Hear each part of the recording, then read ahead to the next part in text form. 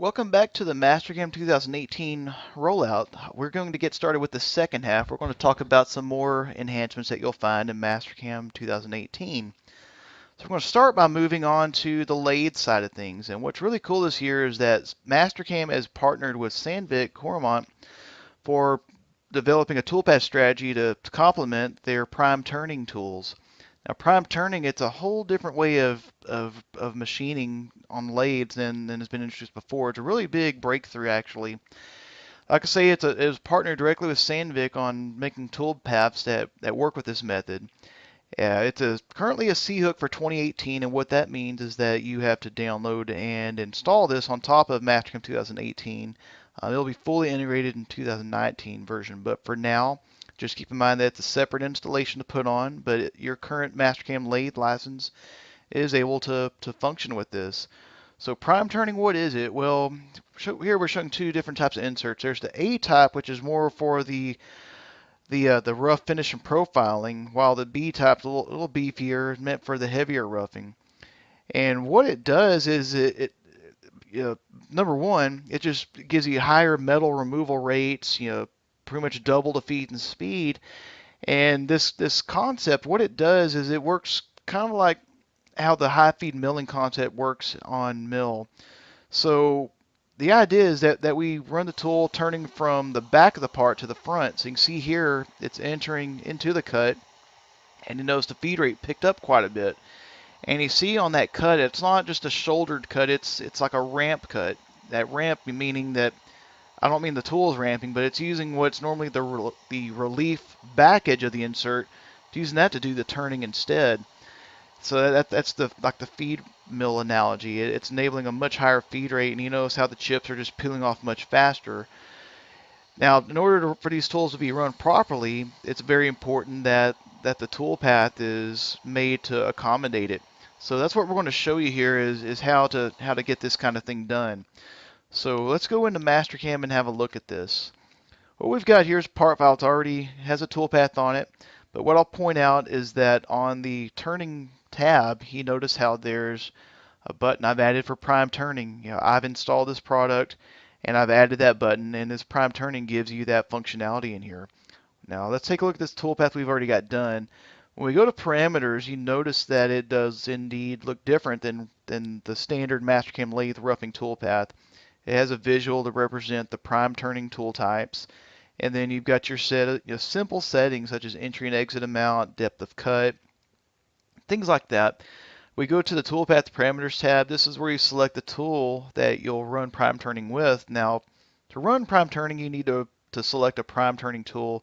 And when you install this product, when you go to select a library tool, and it brings this window up, number one, I'll point out in your group of tool libraries, you'll notice the Coroturn Prime for both in both inch and in metric tools. So you just choose which one applies, and then it gives you the grouping of tools. So you can choose that. Now you notice the feed and speed is not here. I mean, we've got our max spindle speed field, but the feed and speed is not here. So let's go to the rough parameters page. Let's have a look. Number one is strategy. This is where you choose the strategy that these tools are designed to be run in, whether it's doing horizontal cuts or vertical, or a combination of the two of them. Notice you can alternate where you can utilize the full width, both sides of the insert using this method. Next thing is for the feed and speed. You notice it's down here. Now we've got our spindle speed as either an RPM or a constant surface speed. And we click feed rate, it brings up a much more thorough way of establishing feed rates. Now this is all taking into account the tool and how it's designed to be run. Again, it's developed specifically to work with these toolpaths properly. And then we've got a finish tab as well, has its own independent feed and speed control and all the options that apply with it. And then we've also got standard lathe options, chip break, tool inspection, down cutting. That's all within this window. So it makes it really easy to utilize these tools using the methods they're designed to be run in. I highly encourage you lathe guys to check that out. Let's talk about other turning enhancements. What we've done is we've added the ability to do section turning. So let's say we're going to rough turn the stock on a long workpiece. Well, I may benefit by just roughing it in segment lengths down the part rather than trying to rough the entire length of the part on one toolpath, especially if you're working with longer work pieces or like long, small diameter work pieces. If you try to turn all that in one toolpath, you're going to really sacrifice a lot of the strength and rigidity in the stock by doing so. This lets you keep it more in segments. So how this works is very simple. Let's just open a part file that already shows this in it. Now right now we've got this file with one roughing toolpath going on the length of it, but you notice how it's indeed broken into segments. It's a standard lathe roughing toolpath. We look at its parameters, and this is where you'll find it. It's another option added over here. It's underneath the chip break.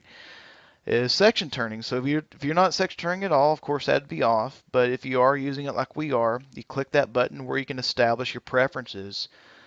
We can tell it to do a certain number of segments down the part. We can specify it as an exact length or equal lengths. And if we're going by exact length segments, sometimes you may get to the last segment and whatever remains, let's say it was only like a quarter of an inch or so. That quarter-inch length, it just really doesn't make any sense to run it on its own. Let's just go ahead and have it combined with the previous segment. So we just give it a minimum, and if it's less than that minimum, it becomes part of the last segment of the segment turning option. For dynamic roughing and lathe, this is a really big breakthrough in roughing technology for the lathe environment, and we've improved upon it by making it easier to work with the non-cutting region of a specific dynamic lathe roughing tool. So what I'm talking about is, let's say behind the round insert, behind that is the profile of the holder itself. Now, we don't want to cut with that holder. And before you had this ability, sometimes that's what would happen. If we go and look at what we're talking about, let's open up another file that helps us demonstrate this. And right now it's turned on, but let's say we go and turn the prevent upcutting off, just so it's just like previous versions of MasterCam. It generates a nice fluid toolpath, of course, but when we go and watch this run and backplot, I'm going to get slow in here, I'm going to slow the speed down and we're going to run it. Well, we look up close, that dashed line represents our stock, and we're zooming in really close, but as that tool comes up and around, whoa, now we're into the stock. We haven't cut that, and this is where we're getting a pyro show now. We're making a lot of noise, people looking up around the shop, like, what the heck is going on over there? Well, not only that, our tool's ruined. This doesn't work. So this is an upcut. We don't want upcutting. It causes scenarios like this. So what we do about it is we check on the option to prevent the upcutting. So when you do that, you get this button here to define the non-cutting region, and this is where you go and set the angle that specifies the non-cutting region. So you can set this however is needed. The more you lean that red to the left, the more it keeps it from wanting to upcut with that front edge, to alleviate that stuff from ever being allowed to occur. So we just simply check that on, we regenerate it. Now, while it's regenerating, we'll say that, not to say that you couldn't use dynamic roughing before, but you may have had to have run the tool where it's basically cutting from the back of the part towards the front rather than front to the back, and cutting in a one-way manner. Well, that works, but you're not really getting the full utilization of that insert when you're doing that. The zigzag method is really good in that you're going to use more of the tool, get more of your benefit out of it.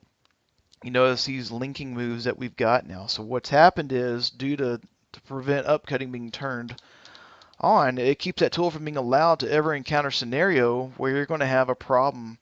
So we can maintain a zigzag pattern, nice and neat like this, and we're not going to ruin our tool in doing so. So a very simple but very effective enhancement in that regard. Let's also talk about chip breaking. Chip breaking was introduced in MasterCam 2017 to allow you to have the tool stop every so often along a cut to allow it to break a chip. Especially useful for materials like plastic, for instance, where it wants to kind of wrap up and then bird nest around a material. This is where you can control for doing that. And what we've done is we've added it to the face and finish toolpath. So if you're doing a finish toolpath on a part, even getting some wrap on that, you can chip break on the finish and facing toolpaths. Very cool feature having that. Inside of the lathe rough toolpath, it does give you the option for a semi-finish basically the last pass on the part to finish it. What we've done is added a semi-finished feed and speed so you can control for that. Let's say like when you're rough cutting it, we're cutting with about a 14 thousandths per rev feed rate. Great for roughing, but when we finish the part, that might leave too rough of a surface finish, so we want to give it a slower feed rate now. And while we're at it, while we're taking that finish pass, not roughing anymore, we can spin the spindle up a little higher to get a better surface footage amount. Now you have independent control for that finish pass when you're doing a quick and dirty, get it done type of toolpath operation.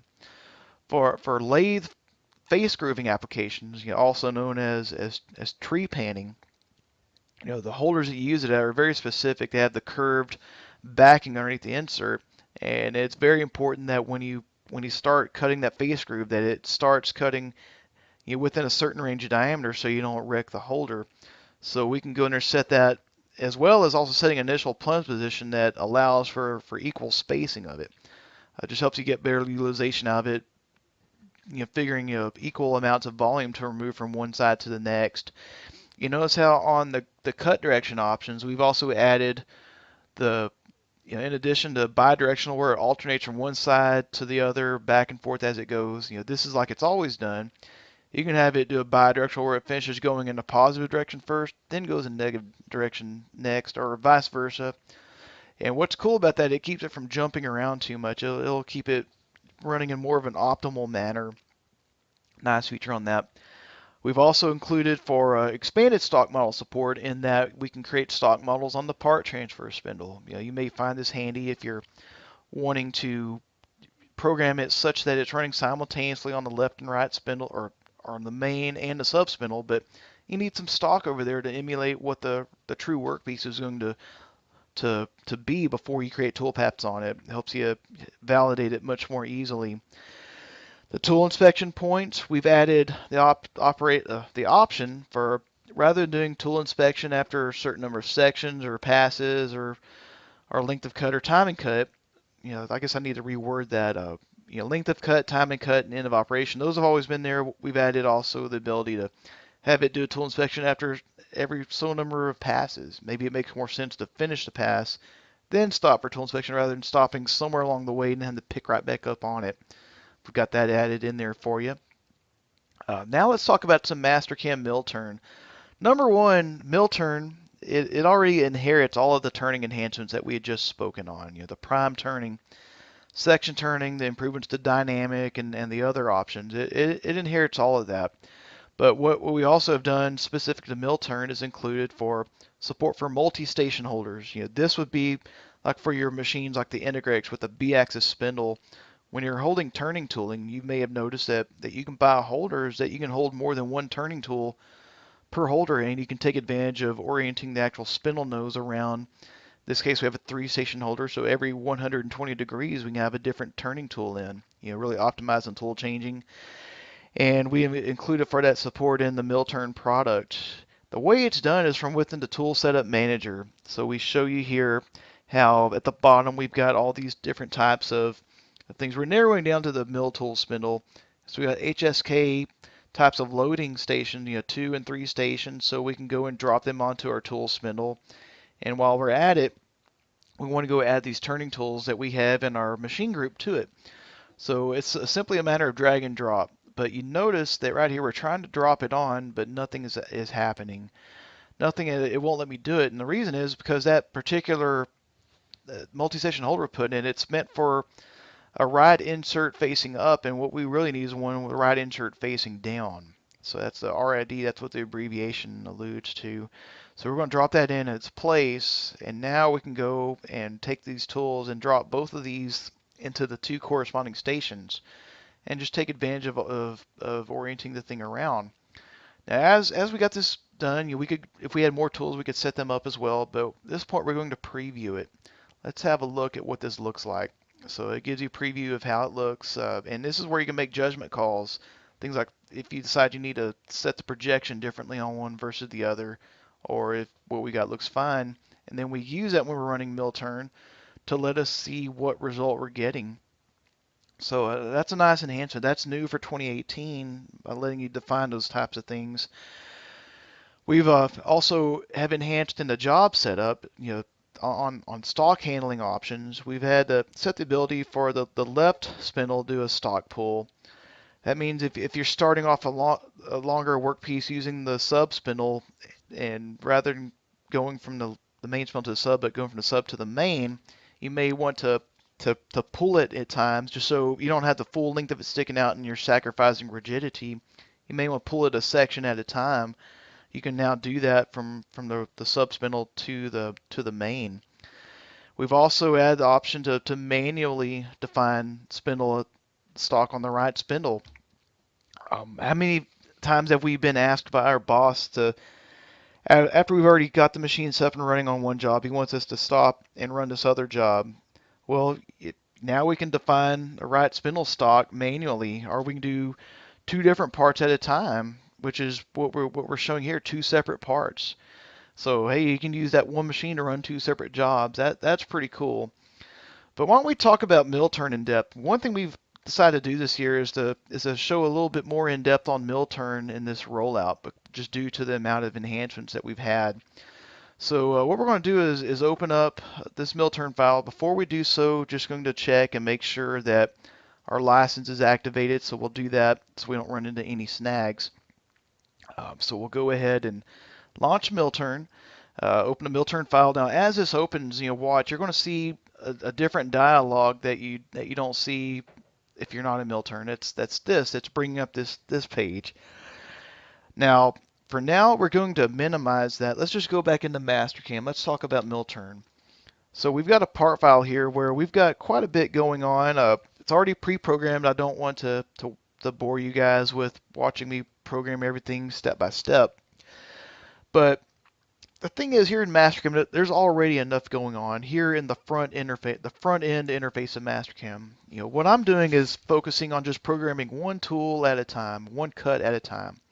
Now, ideally, that's not really what we're after at the mill turn. With these type of machines, we want to take advantage of the fact that you can run things simultaneously. We want to take advantage of free cycle time, we call it. Free cycle time is when we're doing two or more processes that we otherwise couldn't do at a time. That we reap the benefit of that in cycle time. So we'll come to that in a moment. All we've done here is program for one cut at a time.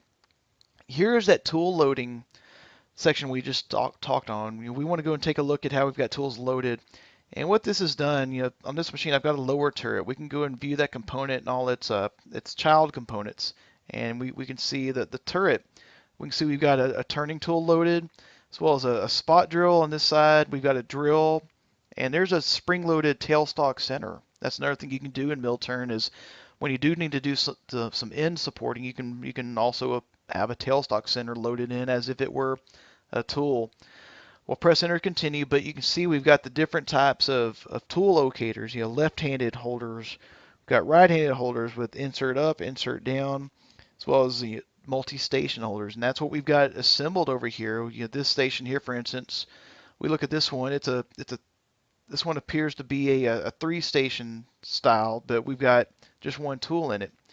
We can have a look at this one. There's the holder component. Let's go and have a look at the component all its children.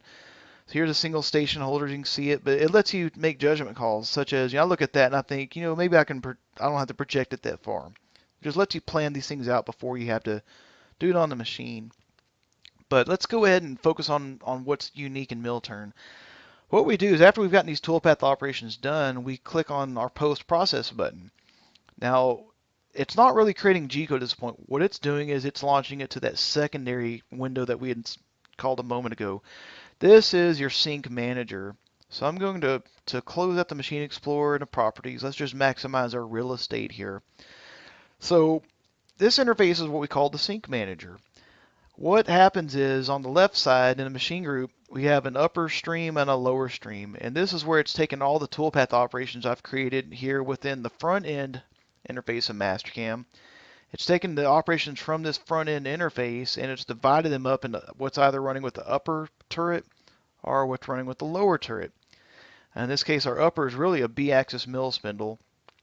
If we go in and if we click this button upper left, it lets us connect the stream in the order that they're synchronized to run in. If that's unchecked, It just kind of lays it out like this, but it's really helpful to have that checked on so it lays it out, and you see how these things are spaced like that. Well, if we go and right click on one and expand all operations, it expands them all open, and you notice that between these we've got these red sync lines, and this is where we're creating our wait codes. This is like if you were on that machine, you're having to tell toolpaths to wait until another one is done to begin running the next. This makes it a graphical method just to show how easy this is. I know that I want that pinch turn toolpath to not begin until that face operation is finished. So let's just go and delete that out, show you how easy it is to make this. So right here, it's pinch turn. I'll just talk on that for a second. You can do pinch turning with this product. If you want to simultaneously turn on a part with both the upper and lower turret at the same time, this lets you do so. Very cool stuff. But let's get back to synchronizing. We want to synchronize the end of that face toolpath so that that pinch turn doesn't begin until it's done. So what we'll do is just left click and drag on that. On the end of that, we're going to drag the end of that face toolpath to the approach move on the pinch turn, and when we drop it, that creates a sync. So I've gone through and I've synchronized all these operations to run in the manner that I wanted them to run at. Underneath this display you see we've got the timeline. It's almost like a Gantt chart, let's say, that shows the utilization of both the upper and lower turrets. And this is great. I mean, basically we're using upper and lower turrets simultaneously all the way up until about this point.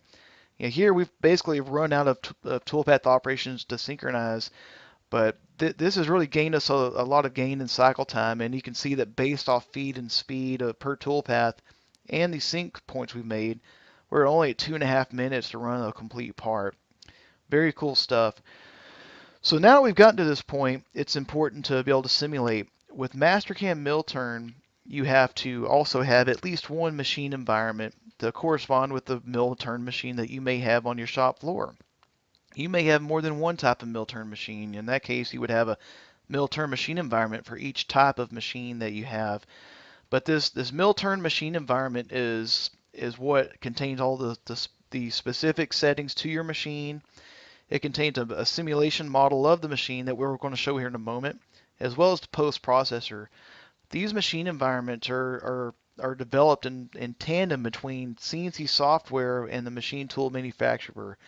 I'm not talking MLC or AE team doing this. I'm talking about the corporate level, CNC software, the makers of MasterCam. They work in tandem with these machine tool makers to make sure these things are tuned in to working properly with your machine. And I have to emphasize, it works properly given that the customer's mill turn machine is set up with the right parameters that this was designed around. There is an implementation time and some expectations to set in the beginning when you put this on to make sure it's tuned in and working right, but it's very successful, working within those means. But let's talk about simulation now. When we get done at this, I want to see a simulation. I don't want to wait till I'm on the machine to see any potential crashes. I want to see how it's going to work right here. So we click this launch button for the simulation. If we don't see it great, if it's grayed out, we just simply save it, make sure that we're ready. But we'll click launch, and then it goes into the machine simulator, as you'll see here in a moment. It's loading up in the background. So it comes up in its own window. A lot of us programmers, we like to use more than one computer screen, and this, along with the sync manager, you can have on their own screens.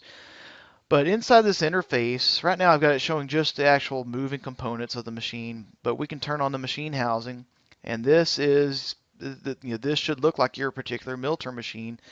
We have Okuma Multises, we have Mazak Integrex, we have Doosan series machines, as well as many others. This gives you a chance to see the physical layout of your machine, and it's just like you're visually, or it's like you're at the machine setting the real job up. Getting ready to do some trial and error, make sure we've got it right. So let's just turn off all but the moving components, and let's have a look. So we click the play button, it begins to run. So my whole approach with this was to start off by having everything synchronized to run as much together as possible. So you notice we had a pinch turn operation right there. Now we come in, and I'll point out that we're using one of those multi-station holders we'd shown. the B-axis head is turned at 45 for clearance's sake, and this tool can run either on the sub spindle or the main. So pretty cool stuff. But let's continue running. You notice how while this is running, we're still running independently over here using tooling located on the lower turret. Now over here we're going to go in and do some grooving. And now we come up with our tailstock center on this side. Notice there's that tailstock center, keeps it steadied. The sub spindle, there's no subsequent operations happening here right now. We're finishing up over here. We've got some slots to mill. We're going to use our mill spindle now with an end mill. We're cutting the slots. And once we're done, we can move the center away. Just light load work now. And then we go back to continuing to run what remains on the sub spindle. So we're talking about free cycle time. This is where we can take advantage of running simultaneous operations on both the main and sub spindles, utilizing everything this machine can do. So after we're done drilling the hole on the sub spindle, now we're going to go into milling mode using an end mill to finish machining some slots on the front of the part in the sub. I think we have a couple of flats left to mill. So here's where we're done with the main spindle. It's just waiting on us to get done here on the sub spindle. So now that that's done, we're going to do a pick-off cutoff routine. This is where we're going to call up the parts catcher. It's going to catch the part that gets ejected out of the sub spindle. And when it gets ejected, then it moves in and pre-pulls the stock on the main. Then we part off. Now it's two separate pieces again. And at this point, it goes back and it's ready to continue running. Yeah. So MasterCam mill turn, it's not like we're addressing a totally new machine segment. These machines have been out, and they're ideally suited to large production run types of jobs. Hundreds or thousands of pieces. It didn't seem like so much of a feasible option when you're running smaller lots like 50 or 100 pieces. The amount of time you may spend programming using older methods, you could have just gotten the job done using simpler machines. Well, this MasterCam mill turn product, it now brings the power of these machines to the level of usability for a job shop. It now makes it feasible for them to be able to take advantage of these machines and graphically design that entire manufacturing process. You can see now that when we go back to this side, if we go and we post-process the code, where we actually finally generate some code out of it, now it's going to launch into this window. I'm just going to zoom in on these. But you notice that as you go through here, right here is the first wait code, and it automatically red highlights, so it's pointing out to you that that's one of those wait codes that you had written a moment ago. If you right-click on it, you can bring the matching sync points into view. So if you like to look through your code before you go to the machine, and you want to make sure the placement of these is where you intend for them to be, and that's it. You notice that there's lots of wait codes. This is that pinch turning operation. This is synchronizing both these streams to run those cutting paths simultaneously. Just makes it a really easy process to get the full extent of power out of these machines. Really cool stuff. So we've talked about some mill turn. Let's go ahead and talk about some more stuff here. Let's talk about the toolpath simulation. So getting back to, in terms of mill, let's talk about simulator enhancements this here. What we've done is added in machine simulation within the toolpath simulation interface, or verify. Some guys have to call it verify. What we've done is added that in, so it's a quicker way to getting to the actual kinematic simulations. Things like you'd want to see. So here, let's take the steering wheel mode for instance. We want to run simulation. We've got a third button at the top of our screen to turn on toolpath simulation. So from within this interface is where we can toggle how we display, how we see what's happening, and at the bottom in that ribbon, you notice how it's a little more modernized. The slider controls are a little bit more self-explanatory. Do you want performance or do you want precision? That just has to do with the speed of the simulation you're running. You can turn on visibility of different components of it. Turn on or off the tool holder as needed, and things like that. So let's talk about some other simulator enhancements. We can also create bookmarks. What this allows you to do is, as you're running a simulation, especially if you're running like a really complex job, let's say, and it's very common that you get into doing trial and error. You create a toolpath, let it calculate. Now you want to see, okay, what does this toolpath give me? and you may see some things you want to change. So you can create a bookmark in it in the simulation so that you can more quickly and easily advance back to it to see what you need to do. So let's have a look how this works. So we're running a simulation. Now we want to create a bookmark. So we're going to go and click that, and what happens is it creates a little blue hash mark on top of that timeline at the bottom of your screen. And let's say we want to run a little bit more and we realize, let's go ahead and go back to, or let's create another bookmark. Say we want to jump back to this point, just more quickly advance to it. And what happens is it gives you something to click back to as you need to. So we can go ahead and show some other things here. Let's have a look at how this works. We'll go ahead and open up a file, that the steering wheel mold, for instance. Let's have a look at that. So we'll go into here. I'll just talk about a few things. For instance, first thing I would point out is for that machine simulation. If you want to use machine simulation within Verify, all you have to do is from your simulator options, you go into there. There's a new tab where you select what machine it is you want to simulate on. But let's just go ahead and jump into machine simulation or in the toolpath simulation. So we let this window come up. And you can see that it starts off, we're showing our fixtures. We'll just turn that off for now. Showing a workpiece here. You'll notice at the very top of the screen we have backplot and verify. These two have always been there, but now we've got simulation. So you go to that interface. Now it shows us within the machine simulation interface like we were a moment ago. I want to hide out stock for now. We'll just display the workpiece. So this shows the workpiece as we had it. And let's click the play button. So as this guy goes through, let's slow it down just a little bit. Let's say we want to create some bookmarks. We talked about the bookmark function. So we'll go to our simulator, or to the it's on the home tab. I'm sorry. So on the home tab, we'll say create bookmark, and it then drops a bookmark down the bottom of our screen. Let's just say that we've advanced a little further along. And let's just stop real quick. Let's go back to that bookmark. So I can just click on that and it jumps it right back to that point in time, and I can begin playing again. I can create several bookmarks. I can create them automatically if I like. Create them on every operation change. Make it quick and easy to advance to different operations or tool changes. Even if I've got tool inspection points defined, I can graphically see where there's going to be. I can simulate it, see where we're at, decide if I like it, and then make adjustments to it if needed. So having that's all really cool. Let's jump back into the presentation here and have a look at some other stuff. We've talked about bookmarks. We can also create a presentation file of a simulation. So what this gives you is, in addition to the ability to record a video, you've already had this for a release now. We can also create a presentation. Now, unlike saving a video, what a presentation does is it saves a simulation as an actual application, as an exe file. You'll notice that. So you choose where you want to save it. This could be really handy for shop floor documentation, to give the guys, rather than them having to take time out and come and take you off of your job, for you to explain to them what to expect when they run this. It gives them a way of seeing it.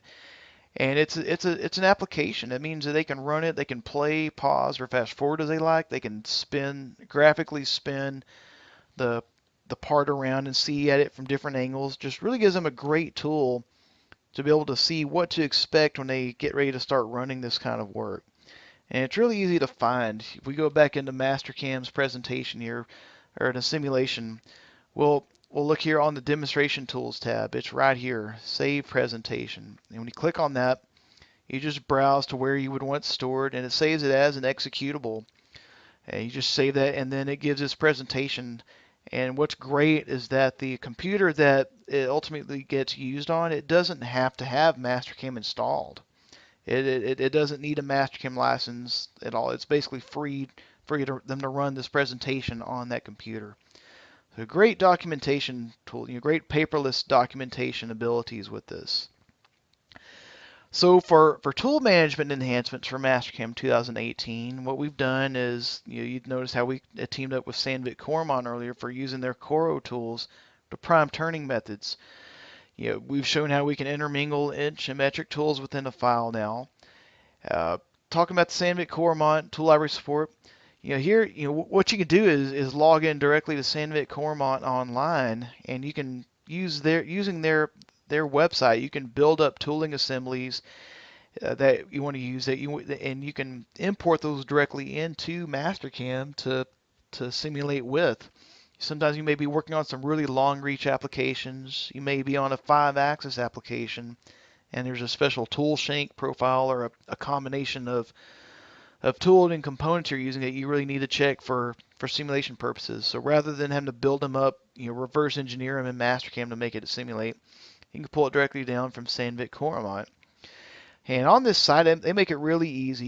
You can create a list of assemblies that are applicable only to you, and these assemblies are basically, it's what it implies. It's a tool holder and a cutting tool in it.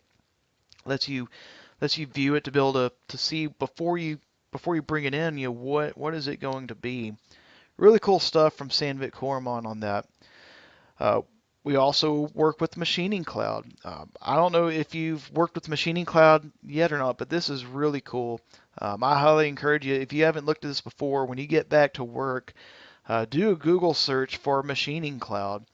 It'll take you to a site where you can download the free app. There's no charge for this. It installs an application on your computer that requires you to log in, it makes you create a username and password. And on this site, you can go and build up tool assemblies directly off of manufacturers' websites and do it all within this without you having to go to the web or a web browser to do it. Covers a number of different tool types and things like that. The way it works is you go, after you logged in, you can create a new job, and on that job you can start adding in different cutting tools, and you can select these based off of material, off of the type of milling application, and it makes recommendations as to what that manufacturer has for things that would be a good fit for that kind of thing. It saves you a lot of guesswork. So when we inside of Mastercam, when we go to the tool manager and when we bring a tool in, we can go and import them. And you notice we have an option to import tool data directly from Machining Cloud or the Coral Plus platform you'd seen a moment ago. This is where you go and open the zip file that Machining Cloud gives you of all your tools, and it has everything in it. You choose what it is you want to use for that job, and it gives you a preview of it. This is all from within Mastercam when I'm showing you right now. This shows the integration. And then as you choose these and you decide, okay, we want to use it, you can validate it. And when you validate, what happens is it validates whether it has everything it needs or not. It also gives you an option to check for tool projection.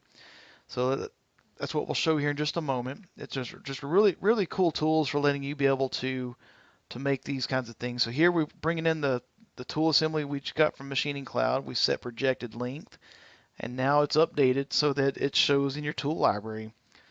Really nice stuff that you get with that. Thank you for your time. We look forward to seeing you again.